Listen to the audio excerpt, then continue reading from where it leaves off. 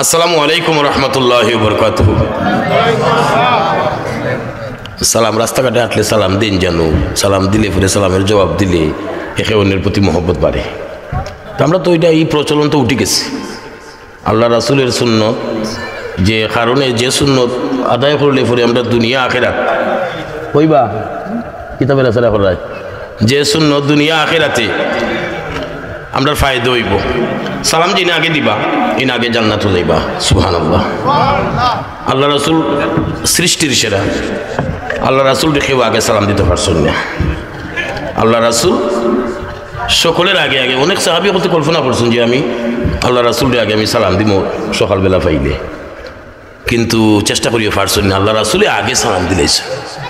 সুবহানাল্লাহ। কইতা না যিনি সৃষ্টির সেরা, তার মধ্যে কোনো অহংকার ছিল না। লাকাদ কানা লাকুম ফি রাসূলিল্লাহি উসওয়াতুন হাসানাহ, যে আল্লাহর রাসূল দুনিয়ার মধ্যে সৃষ্টিকুলের মধ্যে সর্বশ্রেষ্ঠ আদর্শের অধিকারী, সুন্দর আদর্শের অধিকারী, যার কোনো তুলনা নাই। তিনি ইচ্ছা করলে তো কইতা যে আমি আল্লাহর নবী, এত বড় মহানবী, আমার আল্লাহ এত সম্মান দিছেন যে আমার মানুষের দুনিয়ার মানুষের আগে সালাম। আজকাল তো দেখুন জানি একটু যদি নিচ থেকে উপরে উঠিয়ে দিতে পারেন কেউ, একটু যদি নিচ থেকে উপরে একটু প্রমোশন হয়ে যায় যদি আর কি, বুঝুন জানি একটু যদি পরিবর্তন হয়ে যায় কি, যদি যেমন আগে কোনটা আসেন এখন ছেলে মেয়ে লন্ডন গেছেন কি, বা আজকাল তো বেটিনও বিদেশ যান, বেটিনও গেছেন কি দুইজন মিডিল ইস্ট, এখন হয় আমি কোনো আর এই এলাকাত কম নেই, আমার মসজিদের কমিটির যদি সভাপতি না বানাই এই মসজিদ চলতো নাই। নাউজুবিল্লাহ। এটা আসলে মুসলমানের আদর্শ নাই, এইসব কিছু মুসলমানের আদর্শ নাই। মুসলমানের আদর্শ হইল আল্লাহ রাসূলের অনুসরণ করা। তখনই আমি পরিপূর্ণ ঈমান, যতক্ষণ পর্যন্ত আল্লাহ রাসূলকে আমি আমার হৃদয় থেকে অন্তর থেকে আমি ফলো করছি, তখনই আমি মুসলমান। আল্লাহু আকবার কবীরা ওয়ালহামদুলিল্লাহি হামদান কাসীরা وسبحان الله بكرة وأصيلا أعوذ بالله من الشيطان الرجيم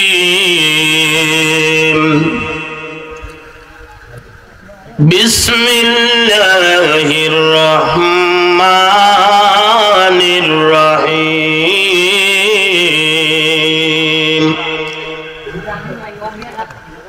وأطيعوا الله وأطيعوا الرسول صدق الله العظيم إن الله وملائكته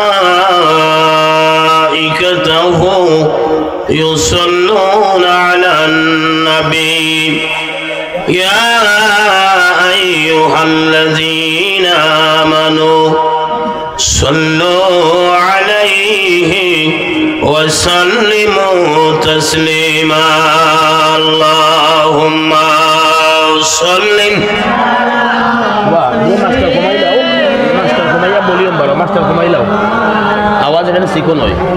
وعلى آل سيدنا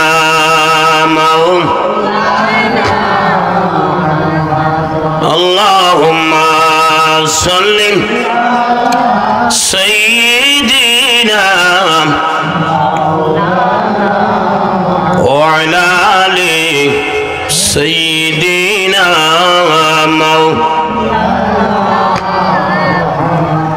জানি না আমার কি হবে সেদিন, যেদিন মারণ হইবে,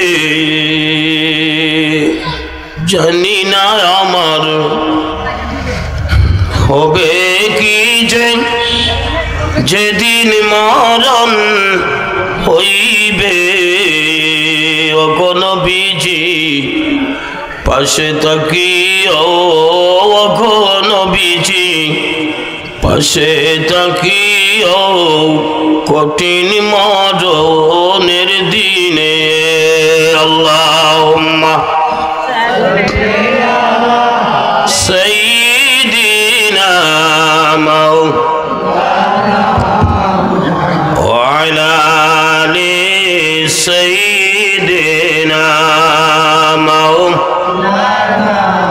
لا إله দয়া করে চাপি যাও একটু আগুই গেলে ভালো হয় কষ্ট করে একটু আগুই যায় লা ইলাহা জিকির ফরি ফরি একটু আগুই যাও কা লা ইলাহা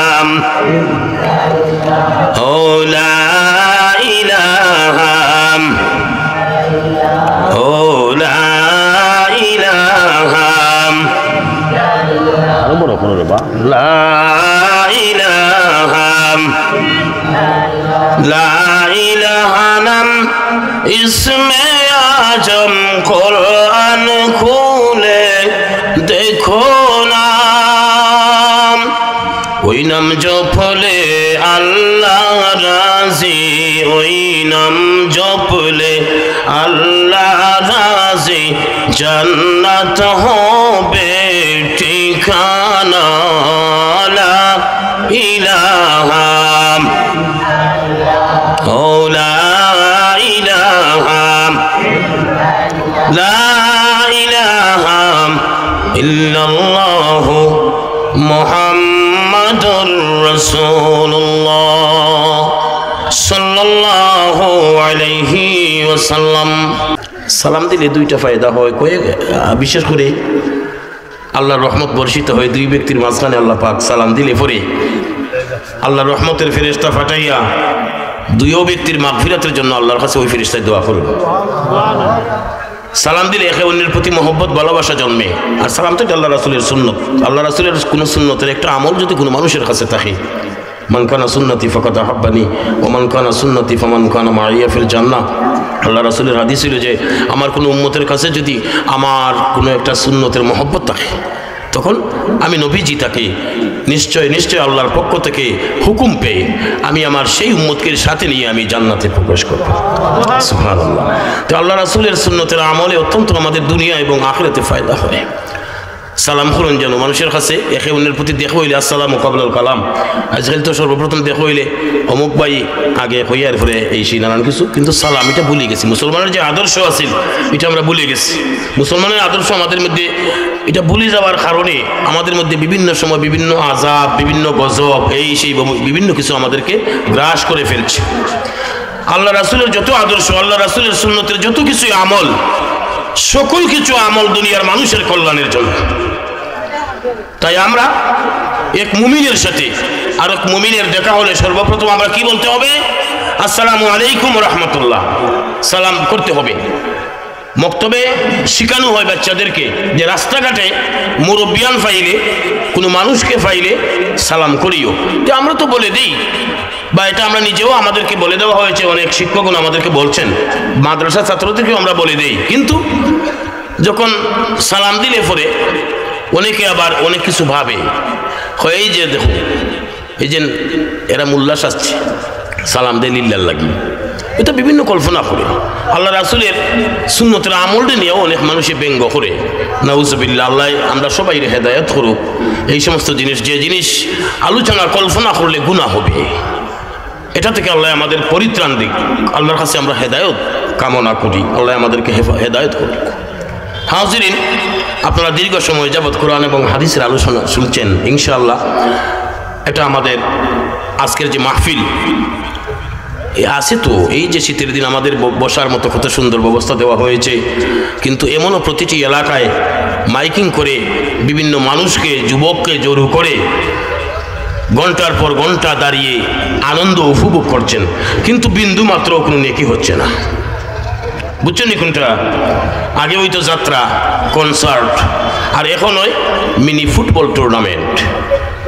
ঘন্টার পর ঘন্টা যুবকরা দাঁড়িয়ে ঘুম ত্যাগ করে, এটা বুঝি না এটা কোন ফায়দা হয়।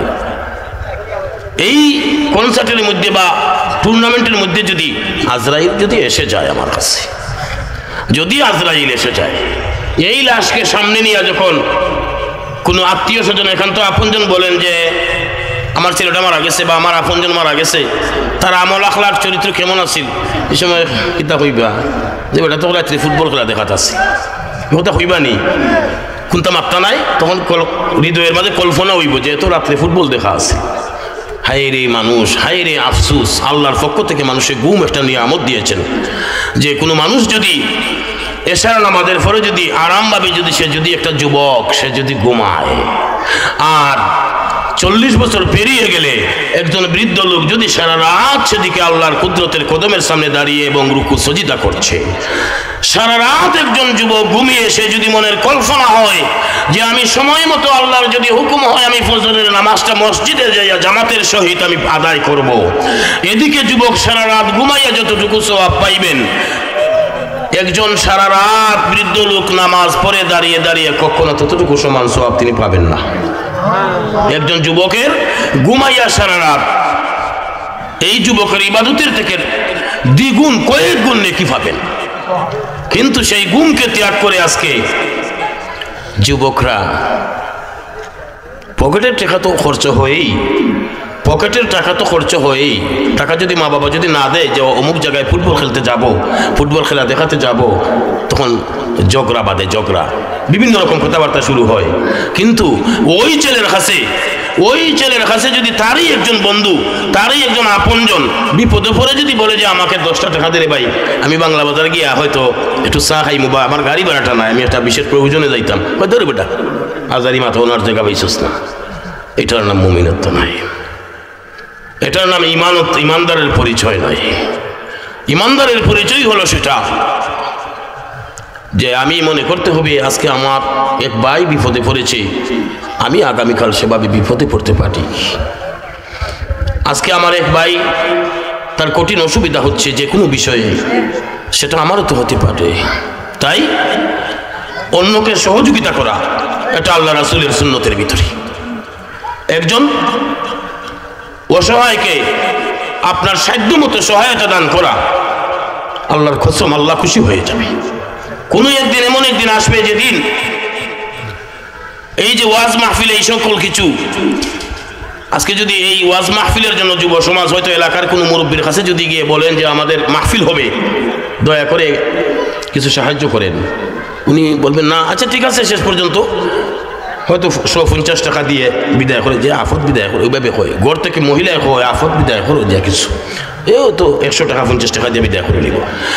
দেখা গেছে কিছু সময় পরে, এখন তো এইভাবে হয় মাঝে মধ্যে, তো এই যে জালাল সাহেব আপনাদের দ্বারে খান্দা দেখে বেড়ায়, এই যে জালাল সাহেবের উরুস হয়, এই উরুসের মতো যদি কোনো উরুস যদি সাজাইয়া আজকে যদি যে ওখানে 2 জন সুন্দর অভিনেত্রী আসবেন, এই যে অভিনেত্রী আসিয়া আপনাদেরকে গান শুনাইবেন, এইভাবে করে কোনো আয়োজন যদি হয়ে গিয়া যদি সাদা যদি কেউ যদি কারোর কাছে চায় না, তাহলে খরচা করি অন্য দেয়, খেনে দেয়, জাহান্নামে যাইতো আর দুনিয়ার ফষ্টি নষ্টি করতো। হয়তো যে অমুক ভাইয়ে এত টাকা দিয়ে সাহায্য করছেন আজকের এই কনসার্ট অনুষ্ঠানে, এর লাগে এটা করে, নাউজুবিল্লাহ। টাকা আছে অনেকেরই, কিন্তু ভালো কাজে টাকা ব্যয় করা অনেকের নসিবে হয় না। শরীরে শক্তি আছে আমাদের অনেকের, কিন্তু মসজিদে যাই নামাজ পড়তে আমাদের নসিবে অনেকের নাই। আমার কথা রাগ করবেন না, ওয়াজ শুনে শুধু বেহেশতে যাওয়া যাবে না। আল্লাহর আইন যদি আপনারা এখানে যারা বসা আছেন, আল্লাহর কসম বুকে হাত দিয়ে বলুন তো যে কয়জন আমরা এশার নামাজ পড়ে ওখানে বসে আসছি? আমরা কয়জন এশার নামাজ পড়ছি? নিজের বিবেকের কাছে প্রশ্ন করুন। এখন যদি আজরাইল এসে যায়, এখন যদি আজরাইল এসে যায়, আমার মরণটা কিভাবে হবে? আল্লাহর ফেরেশতারা সাক্ষী দিবে, আল্লাহ তোমার বান্দা নামাজ পড়ছেন, এই নামাজ পড়ছেন। হাদিসে এসেছে আল্লাহর কোনো গোলাম কোনো বান্দি যদি 24 ঘন্টার ভিতরে 5 ওয়াক্ত নামাজ পড়েন, আর ওই ব্যক্তি যে কোনো সময় মারা যাক, আল্লাহর রহমতের ফেরেশতারা আল্লাহর কাছে সাক্ষী দিবেন, আল্লাহ তোমার বান্দা তোমার বান্দি নামাজরত অবস্থায় ছিল, আমরা তার জানটা সেই অবস্থায় কবজ করেছি। কোন নামাজ পড়ার দরকার নেই। আল্লাহ রাসূলের উম্মত আমরা, আল্লাহ রাসূলের নামাজ পড়ছেন নি না? আল্লাহ রাসূলের নামাজ ছাড়িয়ে দিছিলা, আমরা নামাজ পড়তাম না নি? নামাজ ব্যতীত আল্লাহর একান্ত নিকটবর্তী হওয়ার আর কোনো রাস্তা নেই। নামাজ ব্যতীত আল্লাহর একান্ত নিকটবর্তী হওয়ার মতো, একেবারে কাছে যাওয়ার মতো আর কোনো রাস্তা নেই। সেদিন আল্লাহ রাসূল যেদিন মেরাজ শরীফে গেলেন, আল্লাহ রাসূল আল্লাহর সাথে সাক্ষাৎ করলেন, এটা উম্মতের জন্য অত্যন্ত খুশির খবর। কারণ কোন নবীকে আল্লাহ পাক কোন নবীকে আল্লাহ পাক আরশে আজিমে নিয়া, আরে মেয়ে মুসা নবীকে তুর পর্বতে জুতা নিয়ে উঠতে আল্লাহ নিষেধ করেছে। মুসা নবীকে তুর পর্বতে পায়ে জুতা নিয়ে উঠার জন্য যখন উঠেছিলেন তিনি, আল্লাহ নিষেধ করেছে, ফাখলানা আলাইক, হে মুসা, এটা একটা পবিত্র উপত্যকা, তোমার জুতাটা নিচে রেখে তুমি এসো। এখন আপনারা যেখানে বসেছেন এটা আজকের জন্য এটা পবিত্র স্থান। এই জায়গার মধ্যে যদি এখানে আমরা বসেছি, কেউ উপরে কেউ নিচে হয়তো, কিন্তু এখানে যদি কেউ জুতা নিয়ে যদি বসে, জুতা পায়ে রাখিয়া যদি বসে, এটা কি মানানসই হবে? না।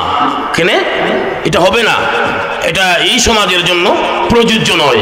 তদ্রূপ মুসা নবীকে আল্লাহ পাক যখন তিনি তুর পর্বতে জুতা সহকারে উঠতেছিলেন একটা প্রশ্নের উত্তর জানার জন্য, আল্লাহ নিষেধ করেছে, হে মুসা তোমার জুতা খুলে এসো। কিন্তু আমরা এমন নবীর উম্মত, আরশে আজিমে যখন মেরাজের রাত্রিতে আল্লাহর ফেরেশতা জিবরাইলের সাথে যখন প্রথম আসমানে আল্লাহর রাসূলের কদম মোবারক যখন তিনি আরশে আজিমে আসমানে যখন কদম রাখলেন, চিন্তা করলেন নবী মুসাকে তুর পর্বতে আল্লাহ পাক জুতা সহকারে উঠতে নিষেধ করেছেন। এটা তো আসমান, দুনিয়ার থেকে অনেক অনেক সম্মানী, সেই আসমানে কেমন করে আমি জুতা নিয়ে আমি ঢুকি, প্রবেশ করি? আল্লাহ রাসূলের মনের কল্পনা আল্লাহ পাক ভালো জানেন, দুনিয়ার মানুষের মনের কল্পনা আল্লাহ পাক ভালো জানেন। আল্লাহ জানিয়ে দিলেন, হাবিব আপনি কল্পনা করছেন নবী মুসাকে আমি তুর পর্বতে জুতা নিয়ে উঠতে আমি নিষেধ করেছি, আপনাকেও যদি আমি আসমানে জুতা নিয়ে প্রবেশ করতে নিষেধ করি, সেই কথা কল্পনা করছেন হাবিব। আপনি মুসা কালিমুল্লাহর মতো নয়, আপনি হাবিবুল্লাহ, আমার বন্ধু হাবিব। আপনার জুতা মুবারকের দুলির জন্য আমার আসমান সহ আমার আরশে আজিম পর্যন্ত অপেক্ষায় আছে। আমরা কোন নবীর উম্মত চিন্তা করুন, আমরা কোন নবীর উম্মত? আমাদের মর্যাদা, আমাদের সম্মান আমরা নিজে নিজে কমাইতেছি। আমাদের সম্মান, আমাদের মর্যাদা যদি আমরা বুঝতাম যে আল্লাহ রাসূলের কতটুকু মর্যাদা, আমরা সেই নবীর উম্মত, তাহলে আজকে আমরা কোনোদিন কোনো মহিলা, কোনো পুরুষ আমরা নামাজ না পড়ে আমরা ঘরে বসে থাকতে পারতাম না।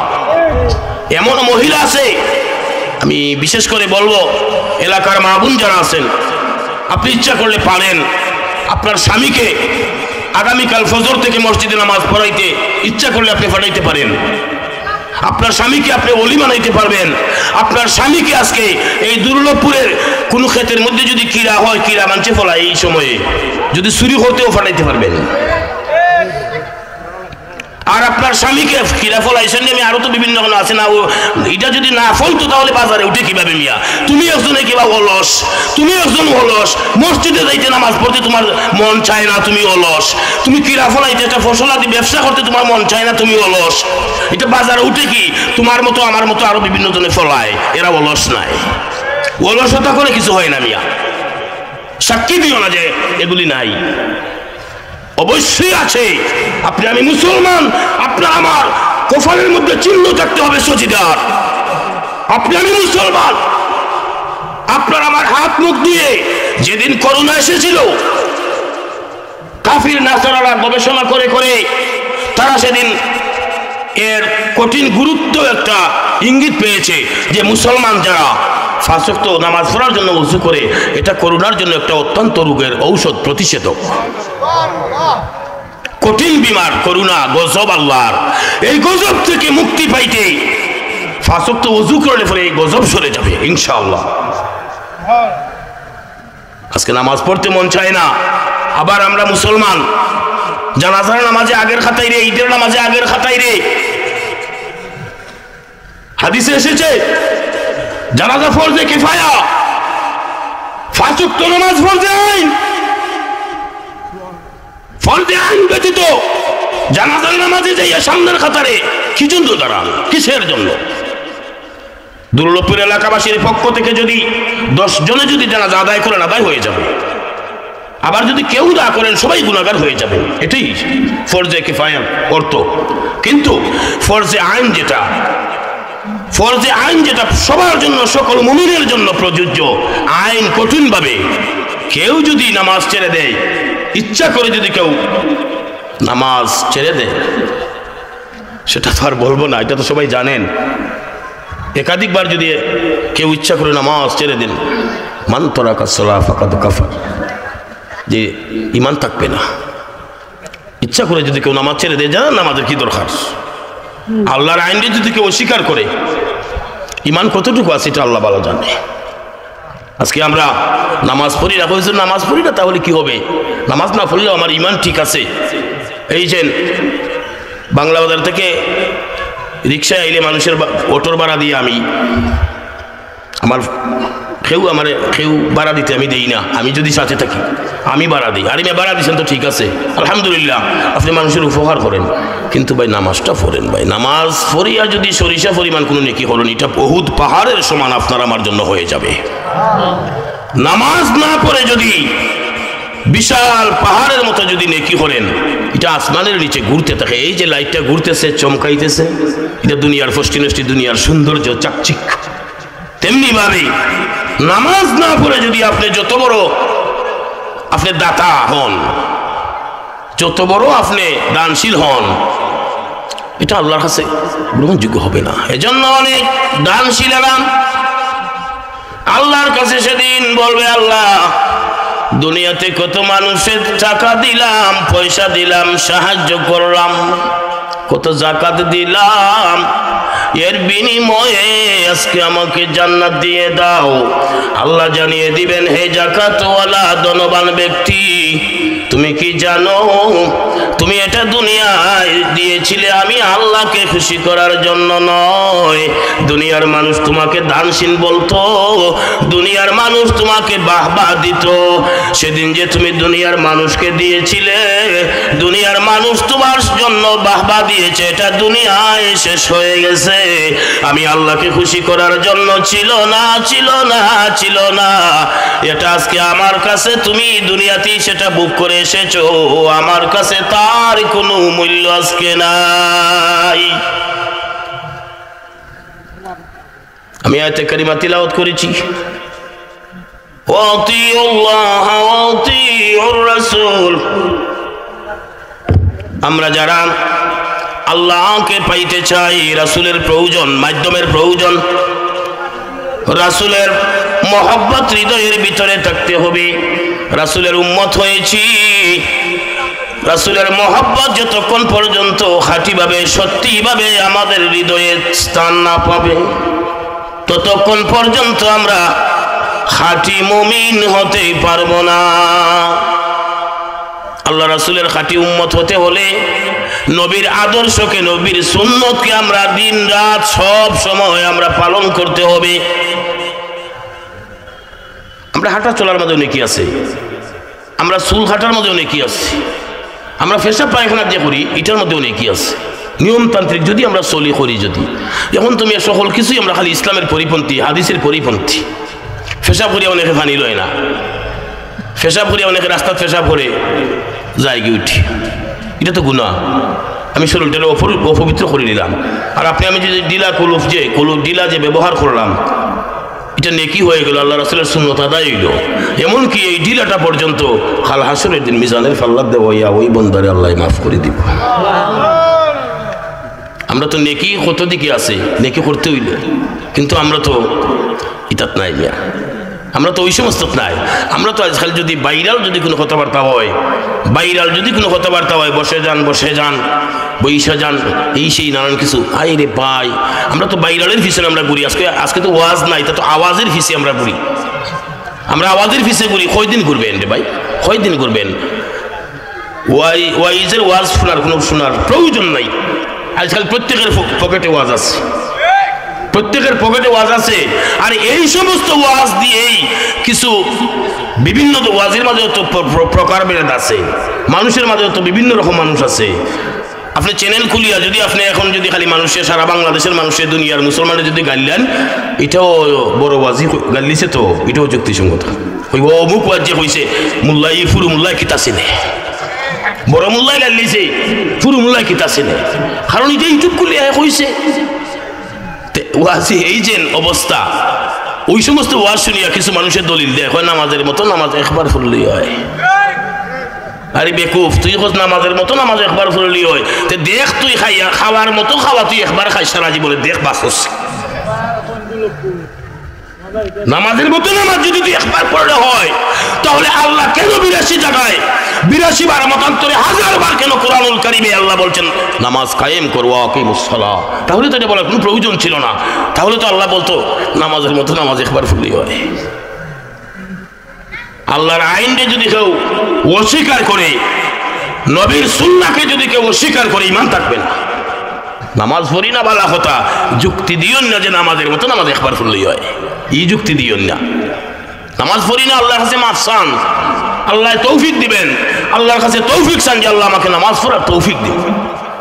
আল্লাহর রাসূল যেদিন আরশে আজিমে মেরাজের রাত্রিতে আল্লাহর সাথে সাক্ষাৎ করেন, আল্লাহর রাসূল আল্লাহকে বলেন, আল্লাহ আমাকে দুনিয়ায় পাঠাইয়া আমার মনে হয় আমি নবীর মতো দুনিয়াতে আদম থেকে ঈসা পর্যন্ত এত সম্মান আর কাউকে আপনি দেন নাই। মাবুদ গো, আমাকে জমিন থেকে কাবায়ে হাতিম থেকে বাইতুল মুকাদ্দাস হয়ে আমাকে আপনি আরশে আজিমে আনিয়া আল্লাহ একান্তভাবে তোমার দিদার আমাকে নসিব করাইলাই। মাবুদ গো, আমি বড় ধন্য। তবে একটা কথা জানতে চাই, আমি যখন মেরাজ থেকে আমি দুনিয়ায় ফিরে যাব গো, আমার উম্মতেরা জানতে চাইবে গো, দুনিয়ার সর্বশ্রেষ্ঠ মালিক তুমি আল্লাহ, তোমার কাছ থেকে কি নিয়ে আমার উম্মতের জন্য আমি দুনিয়ায় গেলাম, তারা প্রশ্ন করবে। তখন আমি কি বলবো? আল্লাহ জানিয়ে দিলেন, হাবিব আপনি আমার গোলাম বান্দীদেরকে বলে দিবেন, আপনাকে আমি আরশে আজিমে আনিয়া আপনার সাথে আমি সাক্ষাৎ করলাম, আলোচনা করলাম, তাও এক সময় নয়, 1 ঘন্টা নয়, 2 ঘন্টা নয়, একটা রাত্রিকে আমি দীর্ঘ এই রাত্রিটাকে আমি দীর্ঘ রাত পর্যন্ত আমি এই রাত্রিটাকে আমি দীর্ঘ করে আপনার সাথে আমি কথাবার্তা বললাম গো নবীজি। আপনি আপনার উম্মতদেরকে গিয়ে বলবেন, এই উম্মতেরা যদি নামাজে দাঁড়িয়ে যায়, আপনি যে মেরাজে এসে আমার সাথে দেখা করেছেন, আপনার উম্মতেরা যদি যায় নামাজে দাঁড়াইয়া আমি আল্লাহর কুদরতের কদমের সামনে যদি সজিদার জন্য দাঁড়ায়, আমি আল্লাহ আমার ওই বান্দা ওই বান্দির সামনে যাই আমি আল্লাহ নিজে দেখা করব। নামাজিরা আল্লাহর মেহমান, হাসরেতে পাবেন সম্মান, ফুলসিরাত পার হবেন তারা বিজলির আকারে। আও হে মুমিন, সবাই মিলে নামাজ পড়িতে, নামাজ ছাড়া মুক্তি নাই, হাসরেতে উপায় নাই, কঠিন হস্তে ধরবেন আল্লাহ, সেদিন করবেন কি ওরে ভাই। আও হে মুমিন, সবাই মিলে নামাজ পড়িতে। নামাজ পর্যন্ত, নামাজ ছাড়া আল্লাহর কাছে জবাব দেওয়ার রাস্তা নাই। আপনি কয় কোটি টাকার মালিক ছিলেন, কয়টা গাড়ির মালিক ছিলেন, কয়টা বাড়ির মালিক ছিলেন, সে কথা যা সেদিন বলা হবে না। সেদিন সর্বপ্রথম বলা হবে, বান্দাতে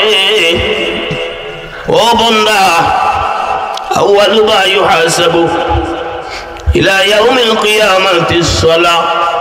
সেদিন আপনাকে আমাকে প্রশ্ন করা হবে, বান্দা রে তুমি নামাজ পড়ে কবরে এসেছো কি? সেদিন আমি যদি দুনিয়ায় নামাজ পড়ি না, নামাজি যদি না হই, বেনামাজি যদি হই, আমি সেদিন আফসোস করব। হায় রে হায়, তাহলে আলিম উলামা তো সত্যি বলতো যে নামাজ কায়েম করো, কিন্তু আমরা সেটা মানিলাম না, শরীরের জুড়ে সেটা আমরা প্রত্যাখ্যান করলাম, আলিম উলামার বদনাম করলাম। কিন্তু জানতাম যদি এই নামাজ আজকে আল্লাহর কাছে তো প্রিয়, তাহলে সেদিন দুনিয়ায় থাকতে কত নামাজ ইচ্ছা করে কোনোদিন কাজা করতাম না। ওই দিন আফসোস করে আর কোনো লাভ হবে না, কারণ দুনিয়া থেকে কবরে যাওয়ার পরে মানুষ নেকিও করতে পারে না, বদিও করতে পারে না। তবে হ্যাঁ, দুনিয়াতে তিনটা আমল দুনিয়াতে বাকি থাকে। এর ভিতরে হলো সদকায়ে জারিয়া, এর ভিতরে হলো নেক আমল, এর ভিতরে হলো যে সত্যিকার নেক আওলাদ যদি দুনিয়ায় রাখিয়া যান তাহলে এই আওলাদ আপনার আমার জন্য দোয়া করবে। তবে নিজের সেদিন নিজের জবাবটা একদিন নিজেই দিতে হবে, যেদিন সন্তান তার মায়ের পরিচয় দিবে না, মা তার সন্তানের পরিচয় দিবে না। এই দুনিয়ার মহিলারা আজকে তোমার স্বামীকে দিয়া দুনিয়ার কত কিছু করাইলে, তোমার বাবাকে দিয়ে কত কিছু করাইলে, দুনিয়ার ভাইদেরকে দিয়ে কত কিছু করাইলে, কিন্তু মৃত্যুর পরে যে মায়ের গর্ভের থেকে দুনিয়াতে এসেছি সেই মা আমাদের কোনো কাজে আসবে না। জি আচ্ছা ঠিক আছে। আস্তাগফিরুল্লাহ ইন্নাল্লাহা গফুরুর রহিম।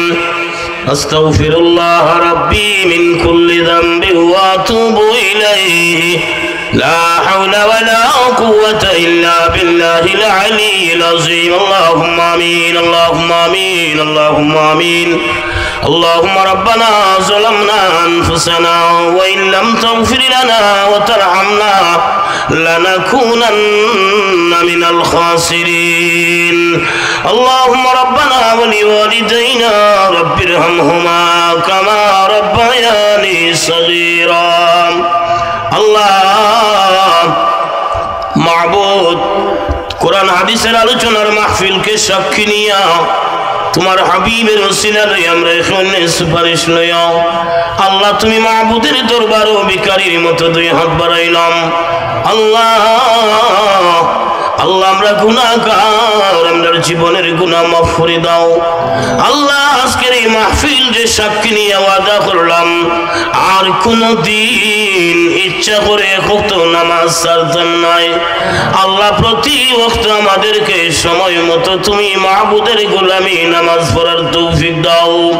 যে নামাজ সুবহানা রাব্বিয়াল আলা সুবহানা রাব্বিয়াল আযীম মিজানের পাল্লায় দিয়া যেদিন নেকি বদি ওজন হবে, ওই দিন তোমার পবিত্র নাম মিজানের পাল্লায় ওজন করে সেদিন দিয়ে আমাদেরকে মাফ করে দিও। আল্লাহ আমরা যারা হাত বাড়াইলাম আমরা সকলের জীবনের গুনাহ মাফ করে দাও। আল্লাহ আমরা যারা হাত বাড়াইলাম আমরা সকলের জিন্দা মুর্দা মা বাবারে মাফ করে দাও। এই এলাকাবাসী তামাম মুর্দেগানরে মাফ করে দাও। এই এলাকাবাসী যত মানুষ হায়াতে আছেন প্রত্যেকের নেক হায়াত বাড়াই দাও, ইমানদার মুত্তাকি বানাও। আল্লাহ আমরা কলবের ভিতরে মরণ পর্যন্ত তুমি মাহবুদের ভয় পয়দা করে দাও। আল্লাহ আমরা কলবের ভিতরে জাহান্নামের ভয় পয়দা করে দাও।